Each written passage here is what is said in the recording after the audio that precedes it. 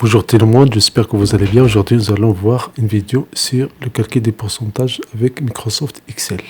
À la fin, on va voir comment utiliser la variation avec les symboles. Autrement dit, le triangle en haut pour l'augmentation, le triangle en bas pour diminution et d'autres bonus dans cette vidéo-là. Donc, nous avons un exemple ici. Nous avons le nombre d'étudiants last year et nous avons le nombre d'étudiants this year, l'année dernière. Et cette dernière, nous allons calculer la variation et nous allons calculer le pourcentage. Autrement dit, la variation en pourcentage. Donc, le but, c'est le calcul de pourcentage de variation entre last year et this year. Dans ce tableau-là. Donc, ici, pour la variation, pour la calculer, c'est fait de faire la différence entre cette année et l'année dernière. Donc, B2 moins A3, erreur, ce n'est pas A3, mais parce que A3 contient. Ce n'est pas B2, mais B3 moins A3. B3 moins A3. Le nombre des étudiants cette année moins le nombre des étudiants l'année dernière. Donc, 300 puis 450, la différence c'est 150.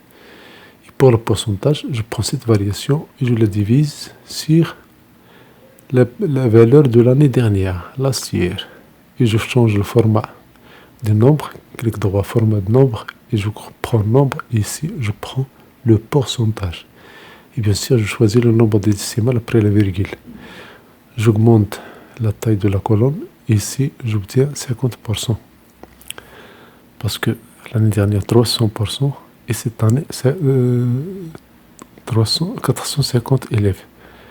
Donc ça, c'est le pourcentage.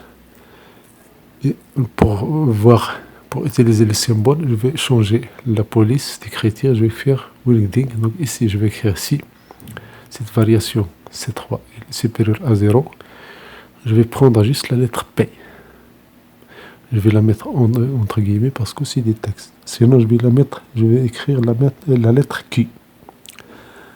Donc la lettre P et la lettre Q.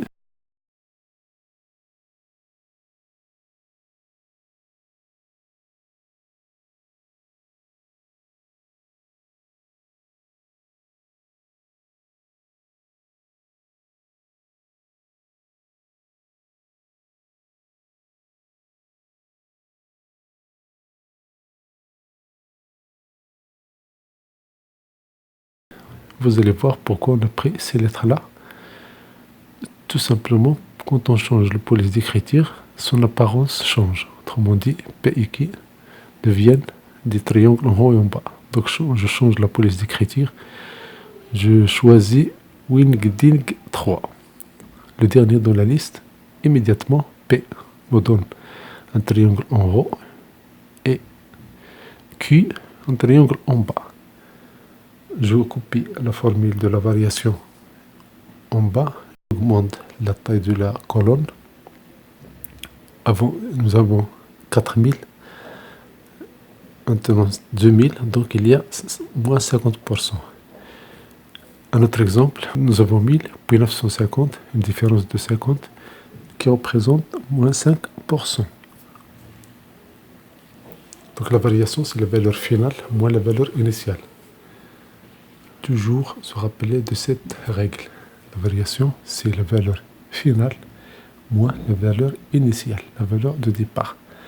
Donc ici, c'est l'effectif des élèves this year moins l'effectif des élèves last year. Donc avec les cellules, la variation c'est B3 moins A3.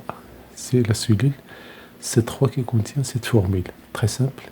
On calcule juste la différence entre la valeur actuelle et la valeur de l'année dernière. Autrement dit, B3 moins A3. Ça, c'est la variation entre les deux valeurs. Avant, nous avons A3 l'année dernière. Cette année, nous avons B3. Et donc, si je change, je peux d'autres valeurs. Immédiatement, les variations changent. Et aussi le pourcentage. Donc ça, c'est la magie de Microsoft Excel qui contient des formules. Ça, c'est très important. Donc la formule, c'est x moins y sur y. avec x la valeur finale et y la valeur initiale. Autrement dit, combien on présente la différence par rapport à la valeur initiale. B3 moins A3. Mais attention aux parenthèses. Si on met les parenthèses, la formule devient B3 moins A3 sur A3. Et Excel calcule d'abord la division A3 sur A3, autrement dit 1, puis fait la soustraction B3 moins 1, ce qui est faux. Donc, les parenthèses dans le pourcentage jouent un rôle très intéressant. Il ne faut pas les oublier, sinon les erreurs vont devenir catastrophiques et les résultats ne seront pas vrais.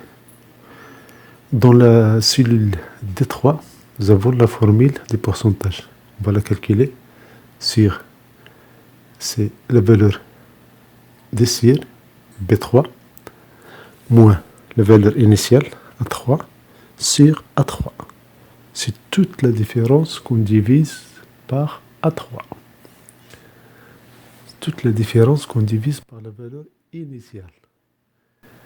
Donc, comme si on calcule la variation par rapport à la valeur initiale. On calcule la variation par rapport à la valeur initiale.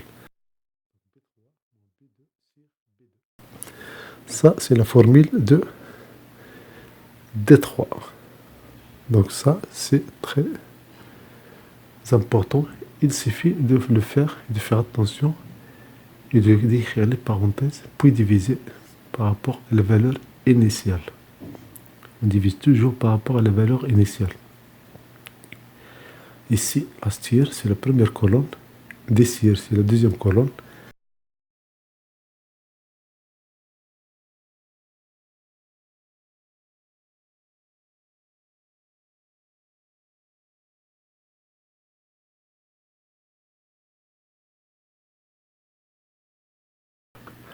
Le pourcentage, la variation en pourcentage, c'est la même chose. C'est très simple, mais il faut faire attention. Si on prend notre exemple, nous avons 2540 et DCIR, ce sont des exemples. 6872. Je copie la formule en bas. Un bonus pour créer un triangle en bas, il suffit de prendre la lettre Q et choisir la police d'écriture Wingdings 3. Ça me donne immédiatement le triangle en bas pour visualiser la diminution ou bien la variation négative. Et pour avoir un triangle en haut, vous prenez la lettre P et vous changez la police d'écriture Wingdings 3. Ça nous donne immédiatement un triangle en haut. Et pour avoir ce triangle d'une autre façon, il suffit d'utiliser Alt 30 pour triangle en haut et Alt 31 triangle en bas. Ça, c'est plus rapide. Choisir une flèche en haut, juste Alt plus 24. Alt plus 24. Avec la partie numérique de votre clavier. Ça nous donne la flèche en haut. Pour avoir la flèche en bas, on prend Alt plus 25. Donc ça, c'est le bonus 5. Alt 25 donne la flèche en bas. Et Alt 24 donne la flèche en haut. Ça, c'est plus rapide avec votre clavier. Ça permet parfois de générer ces flèches-là.